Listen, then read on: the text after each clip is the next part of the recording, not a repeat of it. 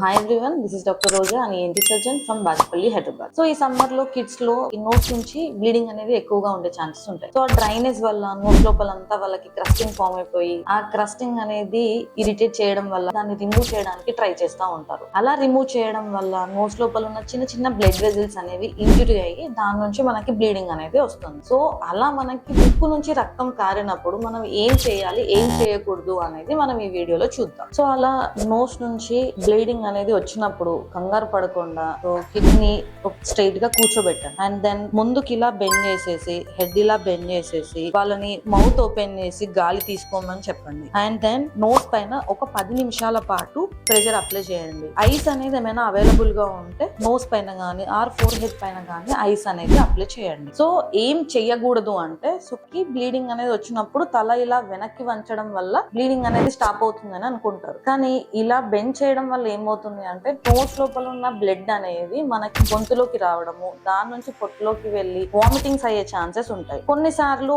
ఆ బ్లడ్ అనేది మనకి గాలి వెళ్లే ట్యూబ్ నుంచి లంగ్స్ లోకి వెళ్ళి బ్రీతింగ్ కూడా ఇబ్బంది అయ్యే ఛాన్సెస్ ఉంటాయి. సో ఇన్ కేస్ మనకి ఒక 20 మినిట్స్ తర్వాత కూడా బ్లీడింగ్ అనేది స్టాప్ అవ్వలేదు, సో బ్లడ్ అనేది అలానే వస్తుంది అంటే మాత్రం డిలే చేయకుండా వెంటనే మనకి నియర్ బై ENT ని కన్సల్ట్ అవ్వడం బెటర్.